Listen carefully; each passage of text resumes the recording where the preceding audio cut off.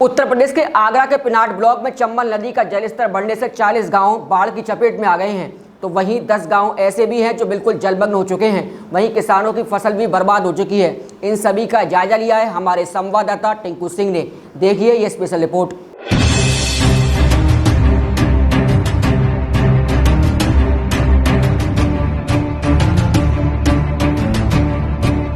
आगरा के pinnate block में चंबल नदी का जलस्तर बढ़ने से करीब 40 गांव बाढ़ की पानी की चपेट में आ चुके हैं। 10 गांव तो पूरी तरह पानी में डूब चुके हैं। मुख्यालय से गांव का संपर्क टूट चुका है। चंबल अभी भी खतरे के निशान से ऊपर बह रही है। खतरा लगातार बना हुआ है। चंबल नदी का जलस्तर लगातार बढ़ रहा है। चंबल अपना रौद्र रूप दिखा रही है। प्रशासन की तरफ से बाढ़ में फंसे हुए लोगों को निकालने के लिए 4 स्टीमर लगाए गए हैं। बाढ़ चौकियां बनाई गई हैं। बाढ़ के पानी फंसे हुए लोगों को निकालकर ऊंचे टीलों पर पहुंचाया जा रहा है। लोग अपनी जान बचाने के लिए अपने पशुओं को लेकर ऊंचे स्थानों पर जा रहे हैं, क्योंकि लगातार चंबल के इलाके में पानी में घड़ियाल और मगरमच्छ गांव तक दस्तक दे रहे हैं। जंगली जानवरों का भी खतरा लगातार बना हुआ है। चंबल नदी में 2019 में आई बाढ़ का रिकॉर्ड इस वर्ष टूट चुका है। बाढ़ के पानी में डूबे गाँव का जायजा लेने के लिए ग्राउंड जीरो पर खबर एक्सपर्ट के संवाददाता टिंकू सिंह स्टीमर के सहारे से करीब 8 किलोमीटर सफर तय करने के लिए बाद उन गांव में पहुंचे जहां लोग फंसे हुए थे। आलम यह था कि लोग डर के साए में बैठे हुए थे। लोगों ने बताया कि उन्हें रात के समय में नींद भी नहीं आती है, क्योंकि लगातार चंबल नदी में पानी का बढ़ता जा रहा है। वो डर के साए में जी रहे हैं। लोगों का कहना था कि उनका सब कुछ बर्बाद हो चुका है। फसलें बाढ़ के पानी से तबाह हो चुकी हैं। लोगों के अनाज भूसा पानी में बह गया है। जिन रास्तों पर कभी बहन चलती थी उन रास्तों पर आज गाँव के लोग चल रहे हैं। गाँव के आसपास 30 से 40 फुट पानी भरा हुआ है।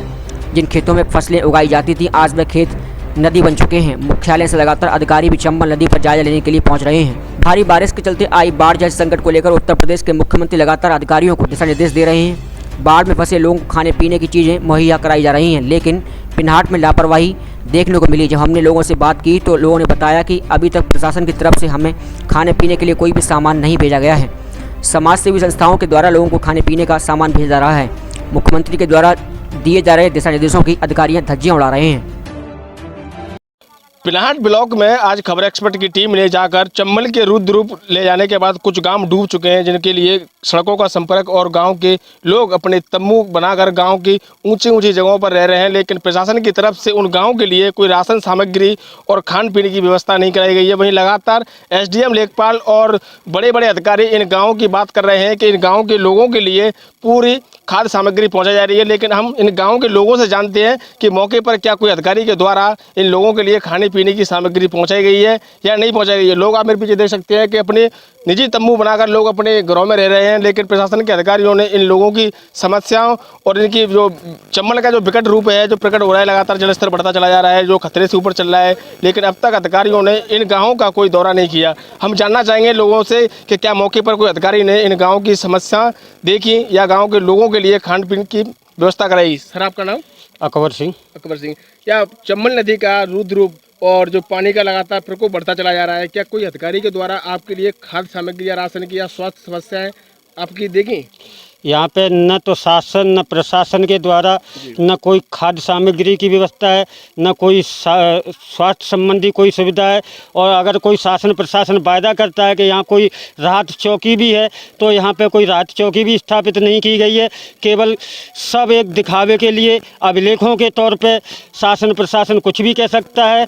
और हकीकत तौर पे यहाँ चंबल बहुत ही भयंकर रूप में चंबल नदी के जलस्तर लगातार बढ़ता जा रहा है, खतरे से ऊपर चल रहा है, लेकिन इसके चंबल नदी के जो आसपास के जो गांव हैं, जो 40 गांव हैं जो पूरी तरीके से पानी में डूब चुके हैं, इनका संपर्क पूरी तरीके से टूट चुका है। तो आपका भी गांव का भी झन्नापुरा गांव का भी संपर्क टूट गया है। क्या कोई अधिकारी के द्वारा आपको कोई संपर्क किया गया? किसी भी अधिकारी का कोई भी संपर्क नहीं किया गया अभी तक।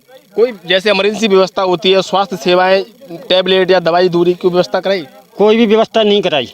सरकार से आप क्या चाहते हैं? सरकार से हम चाहते हैं कि सरकार हमारी जो मूलभूत सुविधाओं से वंचित हमको कर रखा है, जैसे हमारी स्वास्थ्य सुविधाएं, खाने पीने की सुविधाएं हैं, या आने जाने के जो संपर्क टूट चुके हैं उनके लिए कुछ न कुछ साधन सरकार को मुहैया कराना चाहिए। मैं सरकार से ये अपेक्षा करता हूँ।